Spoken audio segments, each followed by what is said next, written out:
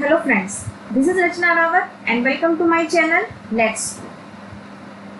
आज यहाँ मैं आपके सामने प्रीवियस ईयर क्वेश्चन पेपर लेकर आई हूँ, ठीक है, जो कि हमारे अभी ये प्रैक्टिस सीरीज चल रही है, आपको पता है, ठीक है।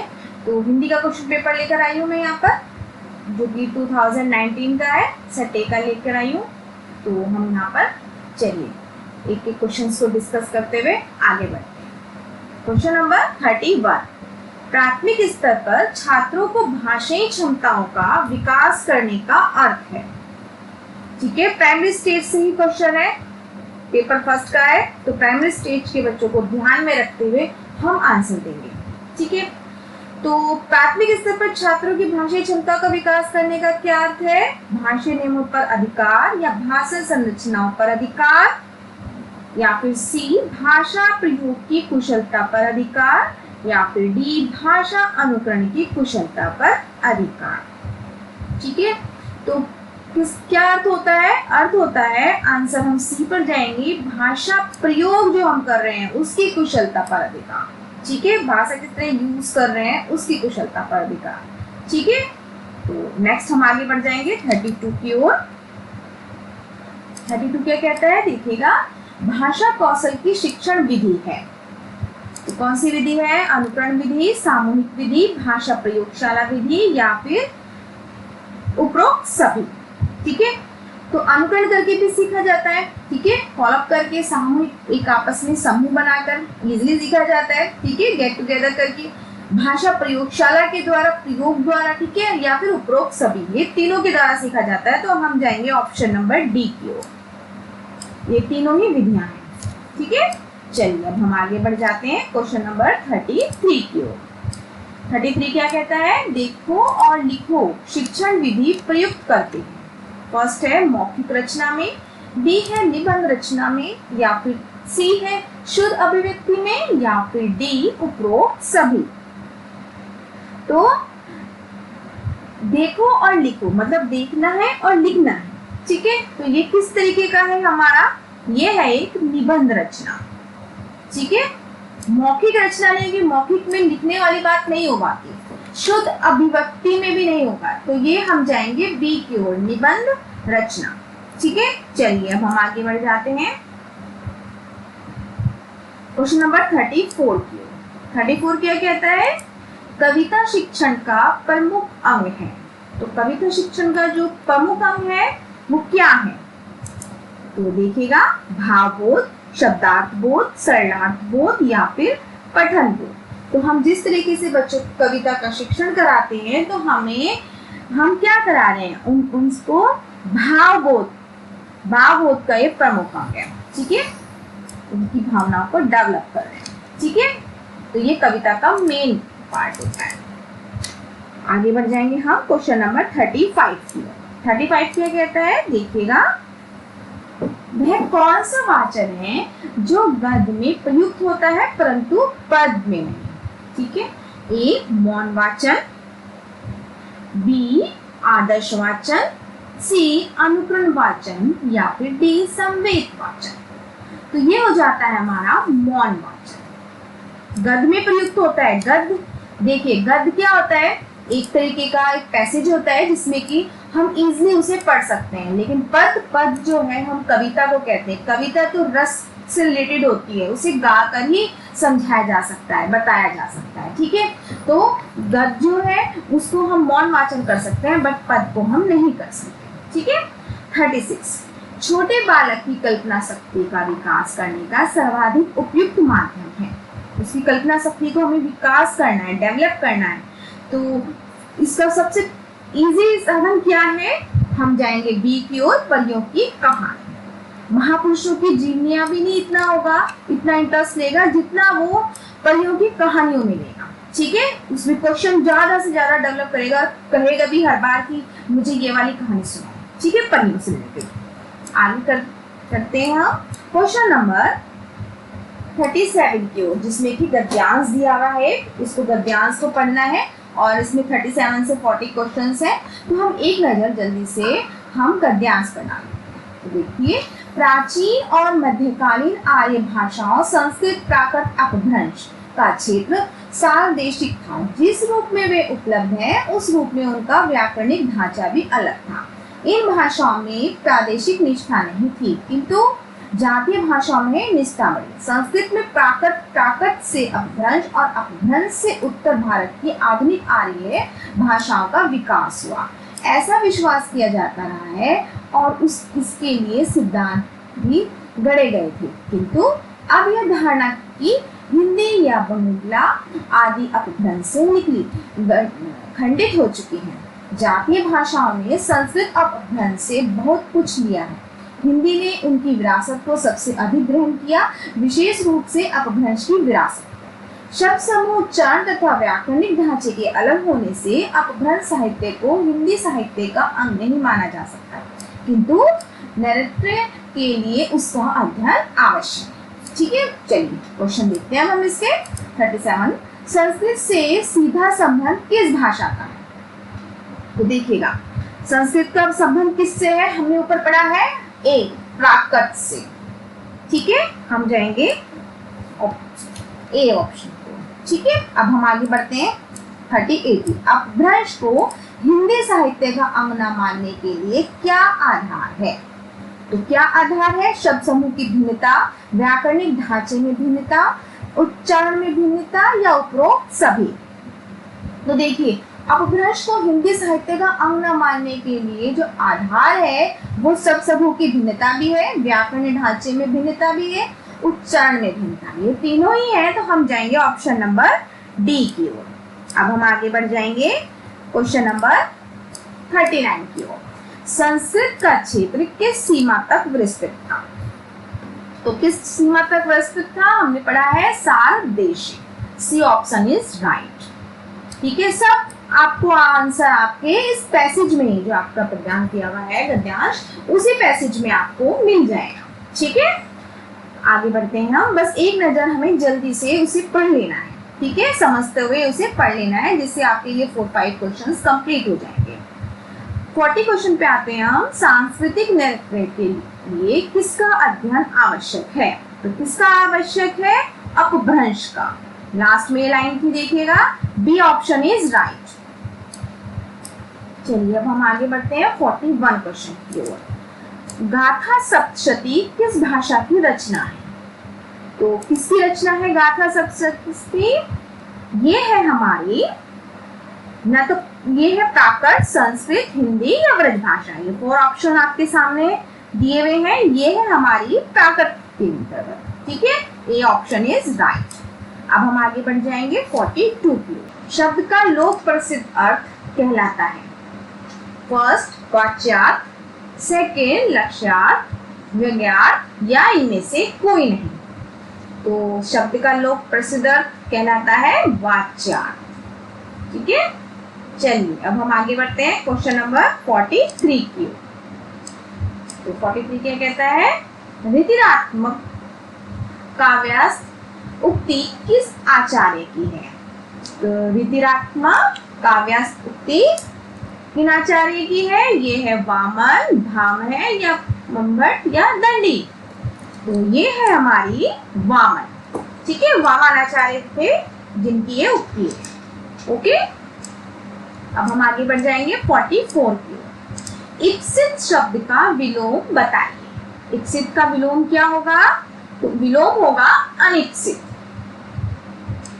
ए आंसर इज राइट। ठीक है, चलिए आगे बढ़ जाते हैं हम 45 की ओर। वह व्यक्ति जिसके हृदय में भाव उत्पन्न होता है उसे क्या कहते हैं? तो उसे कहते हैं आशय। ठीक है, ऑप्शन डी इज राइट।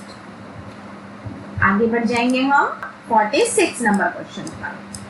46 क्या कहता है? संचारी भावों की संख्या है। तो संचारी भाव कितने हैं? हमें पता है 33। हम जाएंगे सी ऑप्शन की ओर। आगे बढ़ जाएंगे 47 की ओर। द्योदय शब्द में कौन सी संधि है? संधि समास से क्वेश्चन जरूर आता है, यहाँ पर अच्छे ढंग से करके जाइएगा।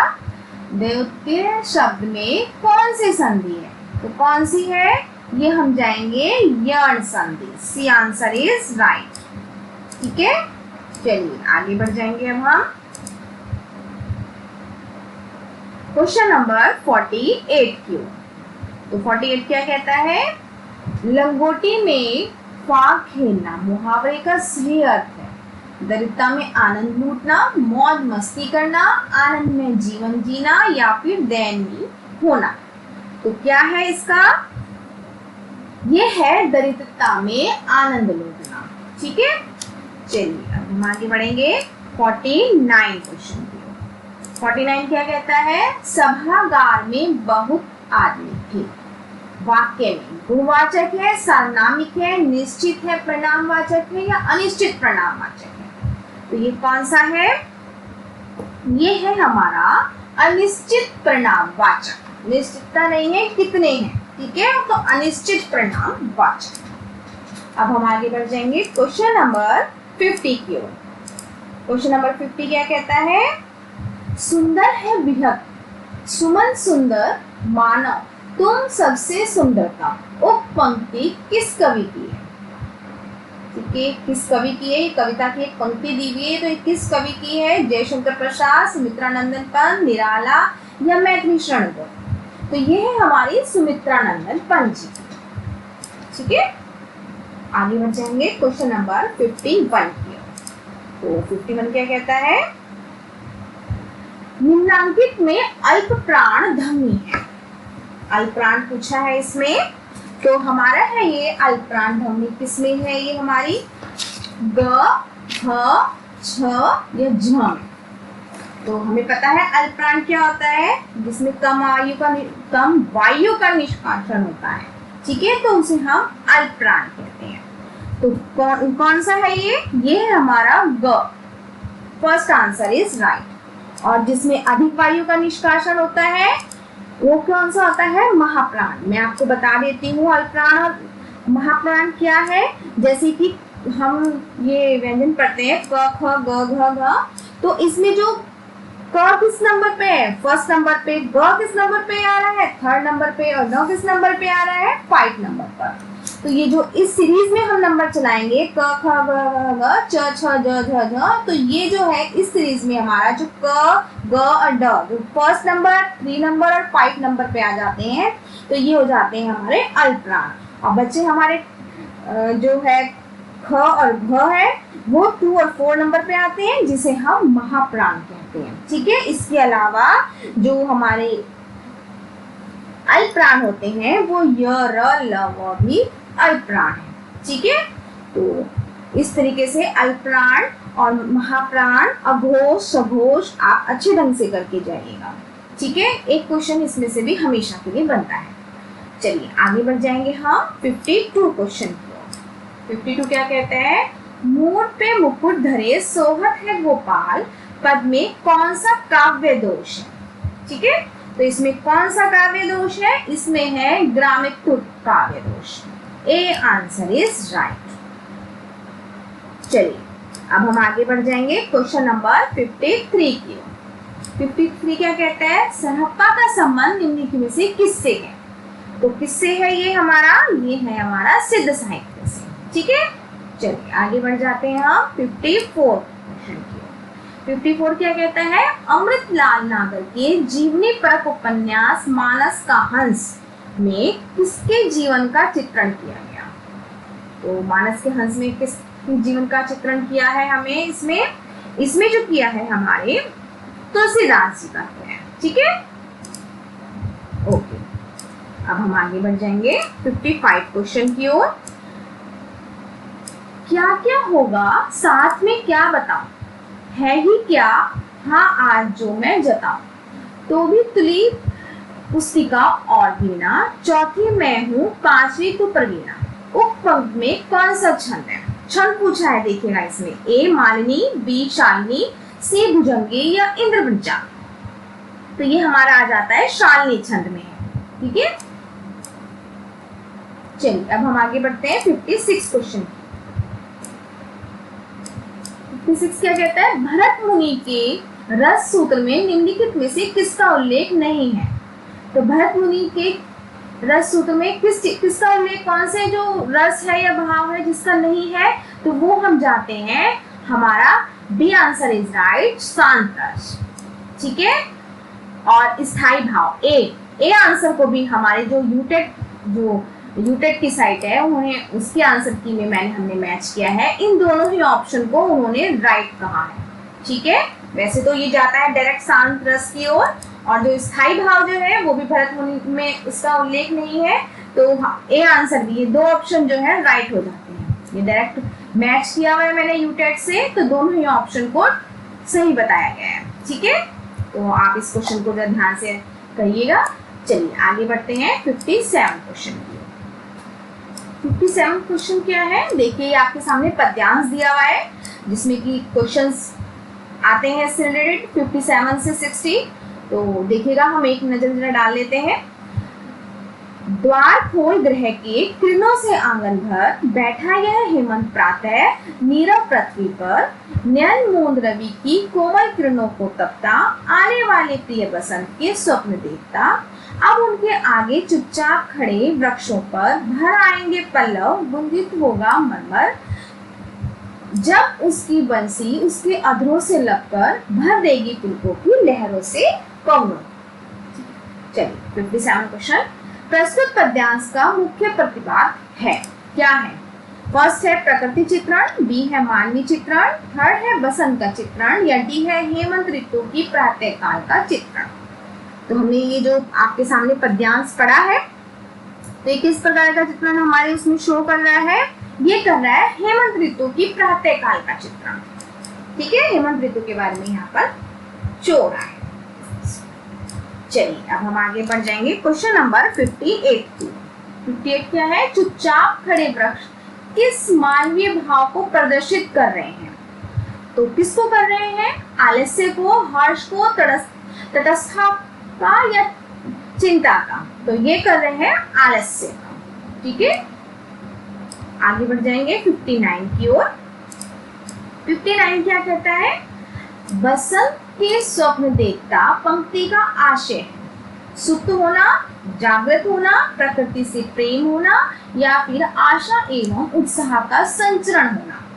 तो बसंत के स्वप्न का देखना का मतलब है आशा एवं उत्साह का संचरण होना। ठीक है, चलिए हम आगे बढ़ेंगे 60 क्वेश्चन की ओर। द्वार खोल ग्रह के किरणों से आंगन भर, बैठा यह हेमंत प्रातः नीरव पृथ्वी पर। उप पंक्तियों में कौन सा अलंकार है? इसमें अलंकार पूछा है। ठीक है, तो अलंकार कौन सा है? इसमें हमारा जो अलंकार जाता है वो जाता है मानवीयकरण में। ये मानवीयकरण अलंकार है। ठीक है, तो इस तरह हमारे ये 30 क्वेश्चन जो है कंप्लीट होते हैं। तो ये मैंने प्रीवियस ईयर क्वेश्चन पेपर लिया था। तो प्रीवियस ईयर क्वेश्चन हमें पता है कि कोई भी हम पेपर देते हैं तो हमारे लिए प्रीवियस ईयर क्वेश्चन जो है बहुत ज़्यादा इम्पोर्टेंट हो जाते हैं, क्योंकि घूम घूम के क्वेश्चंस वहीं से आते हैं और हमें एक तरीके से पैटर्न भी पता चल जाता है कहाँ कहाँ से कैसे कैसे क्वेश्चंस पूछे जाते हैं। ठीक है, तो मिलते हैं नेक्स्ट वीडियो में अपनी। तो आपको मेरी वीडियो कैसी लगी कमेंट बॉक्स में जरूर बताइएगा।